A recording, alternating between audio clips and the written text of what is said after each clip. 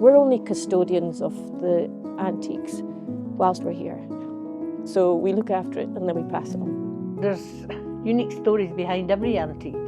Every antique has a story, so you can either make it up or you can imagine it or you actually know it. This is Cromarty in the Highlands of Scotland near Inverness, and this is Gardner & Gardner's antique shop, and I'm Helen Gardner. I ran this shop for about 22 years in the Highlands.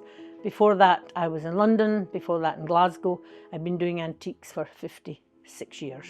My name's Sarah Marr, and we're here in Bewley, which is a little village in the Highlands, a beautiful little village. And the shop is called Ian Marr Antiques, and my father, Ian Marr, established the business in 1975. So we're in our 50th year. We specialise in antiques rather than vintage, so almost everything is at least 100 years old. What inspired me? Necessity.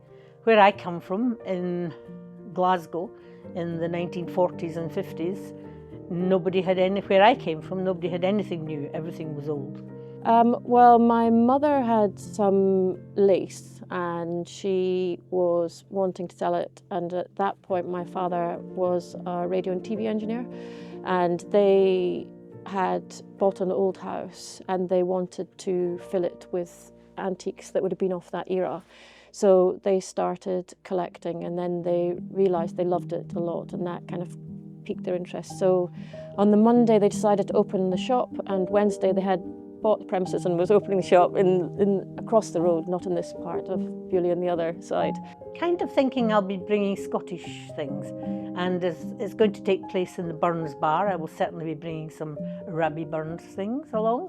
So mainly Scottish things with a Scottish theme, a Highland theme in particular, but mainly Scottish, but I will add my own little je ne sais quoi.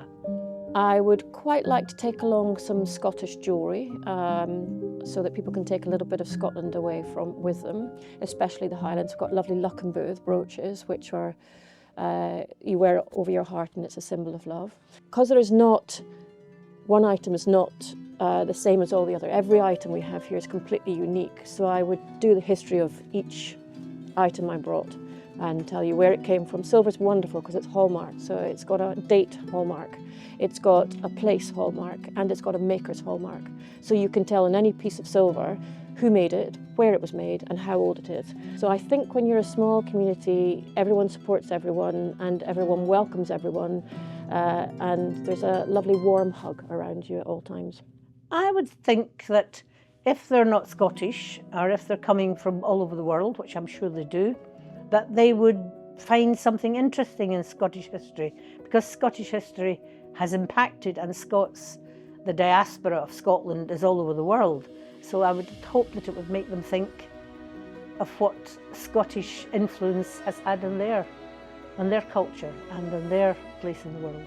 If a little bit of Scottish history gets taken somewhere else in the world and someone's talking about Scottish history or Scottish antiques, or even if you can pique someone's interest about a particular item, and then that then snowballs into them becoming a collector of something, I think anybody talking about antiques is wonderful, and it is the most sustainable way of the future.